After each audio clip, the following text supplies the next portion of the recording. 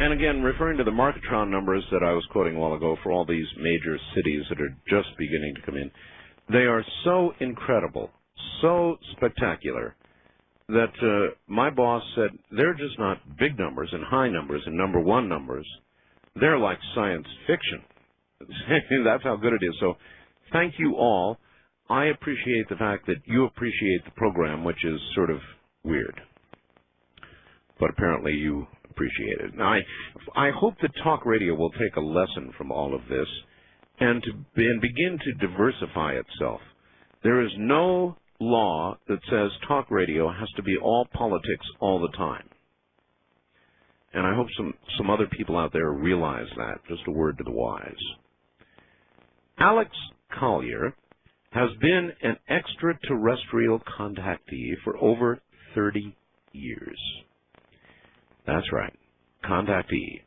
Many, many of you have urged me to have him on. ALEX has been in contact with a human race from within the constellation of Andromeda, located in our galaxy.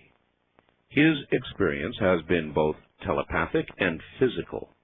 His relationship with Andromedans has been based on trust and friendship. ALEX's free will has never been violated. And his experience must, and this is emphasized, must not in any way be associated with abduction.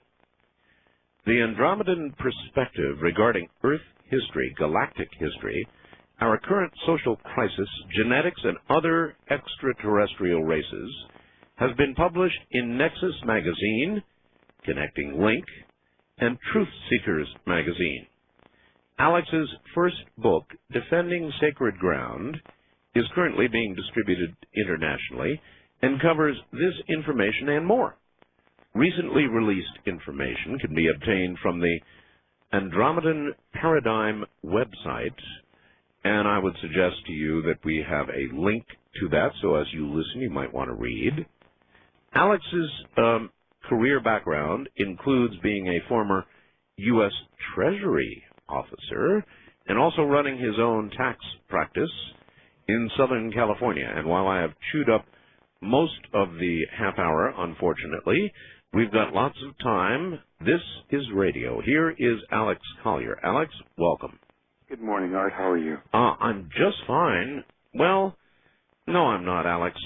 You know, how can the Russians do this? Oh, you know, Art, that's why we haven't had mass contact, because they're still looking for intelligent life on this planet. I guess so. You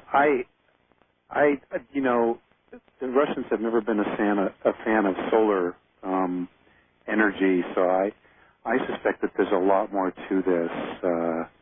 My first inclination would be that there's so much UFO activity, extraterrestrials coming and going from the polar openings, primarily the North Pole, that they may be trying to do something to thwart that.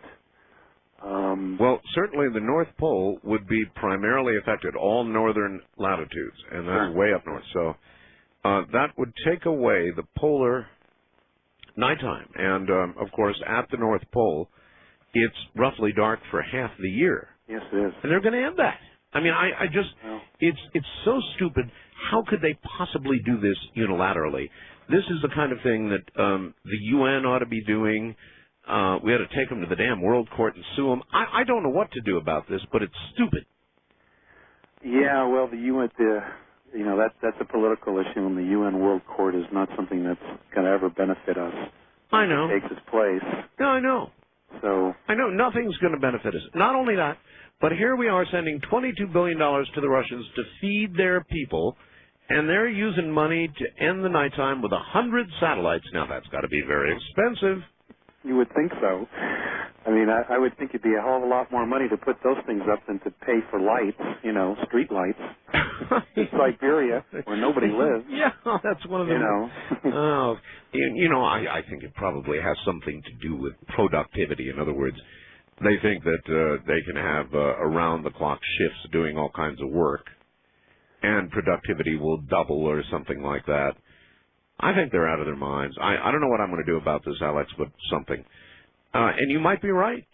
I have heard from a lot of sources, not just you, that there's an awful lot of comings and goings at the pole. Oh, yeah. That is true, huh? Oh, yes, sir. It sure is. And, you know, we're about to come out of the age of denial, I should say.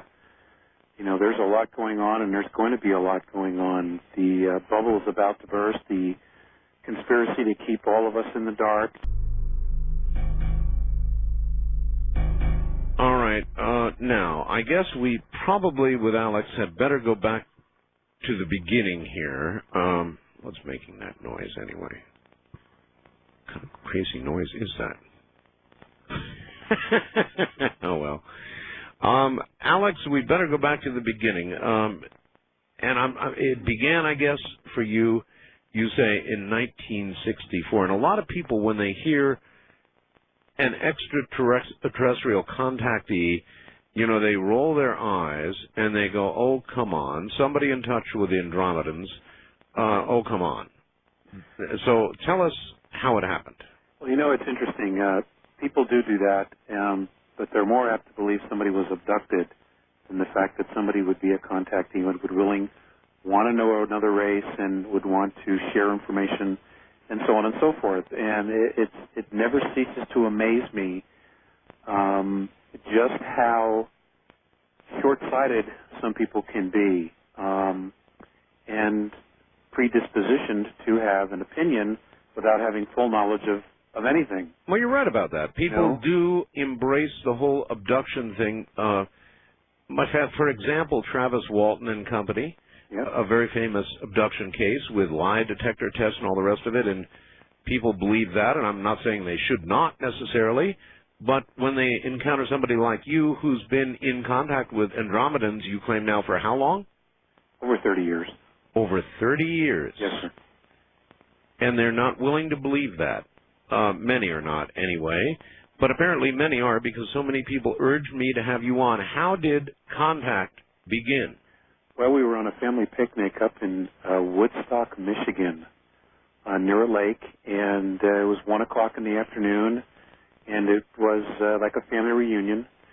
And we went off to play hide and seek, and I took off in one particular direction, and I can remember lying down and throwing chestnuts out of the way, and or pine cones, I think it were, and lying down in the grass to hide. And the next thing I remember, it's night. It's 9 o'clock at night, and I woke up and I started walking back towards the picnic area, and there were a lot of family members still there. There were police cars or state trooper cars there, Michigan State police cars. Really? And you know, my mother was the first to see me, and she came over and screamed and, you know, gave me a big hug and then whapped me. Okay, no, wait a minute. Slow up here for a second. So you're saying, go through it again. You were in a field. You were lying down at about what time? About 1 o'clock in the afternoon. 1 o'clock in the afternoon. And the next thing you knew, it was what? It was close to 9 o'clock. 9 o'clock at night? Yes, sir. So that's classic missing time. Yes, sir, it is. Now, you said that in no way is this an abduction, but that sounds like an abduction. In other words, you were not exactly a volunteer at that point. Well, maybe not the initial, but, you know, let me finish. Okay. Let me finish the rest. Okay. Okay. What occurred to me was I was brought on board of a ship. I woke up, I was lying on a table, and there were two beings standing next to me. Right. To my right was a very tall man with blue skin, with no hair, and to my left was a very short man, very, very old-looking, whose skin was very pale white. Okay. And Art, I had instant recognition of them. Instant recognition. I knew them. And there are two beings. The tall one, his name is Morane. If you were to take the tone of his symbol or holographic symbol, because they are a telepathic race. Morane has learned to speak English, to use his vocal cords. The Sayas never did. He was strictly telepathic. Okay, you're racing past this. I want to back you up. I mean, suddenly you're on a ship. Yes, sir. Describe, for those of us who have not been on ships that we know of yet, when you opened your eyes, or you first had sight, what were your physical surroundings? Other than a table, are you in a room without windows? Are you in a curved room? Are you in a standard room with 4 walls? What are you in? Okay. The room was circular, and I was on a table. I didn't know what the table looked like, of course, at first. And I remember looking at these 2 beings, and they started telepathically talking to me, and I had instant recognition.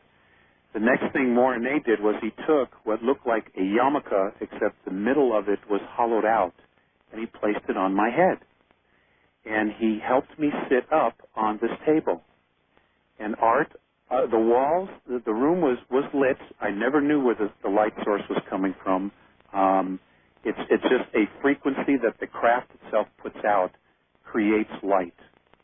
And hopefully we'll so get into it was a non-specific light. In other words, everything was sort of light. Everything glowed. Okay. Okay. Morine pointed to the wall. Now, the room was circular. There were no lines in the walls. There were no doors. There was nothing. Really? Suddenly, he had this little gizmo in his hand. He pushed the button, and literally out of nowhere, all of these meters and monitors appeared in the wall. They weren't there a second before. The next minute, they were there. Okay. And suddenly, what I started to see on one of the monitors, which acted like a television screen, were series of past lives.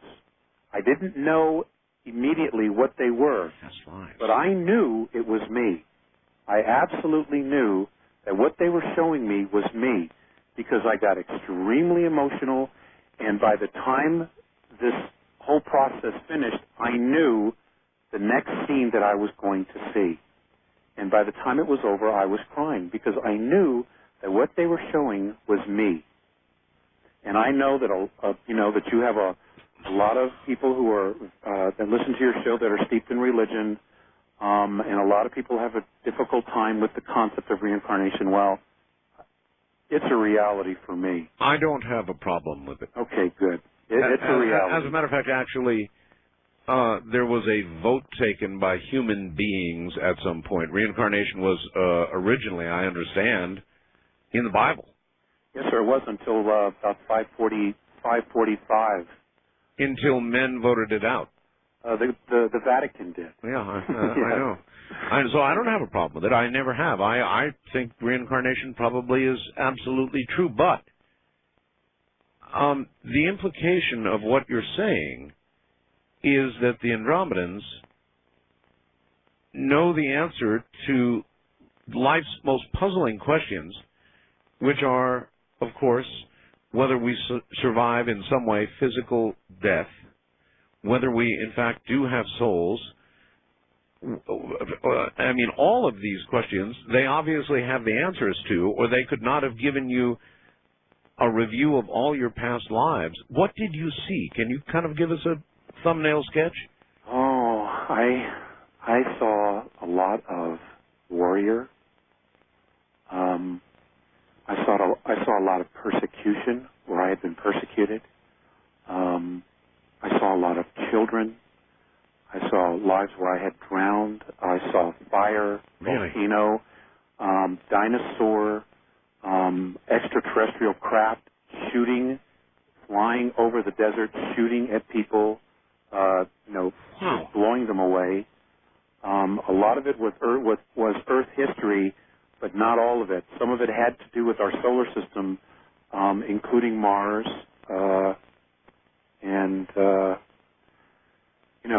including Venus as well. Are you sure? Now, here's a question that I really have to ask. You're out in a field. Yeah. Are you sure that you didn't take a serious fall and whack your head like Dorothy in The Wizard of Oz? And I've got to ask.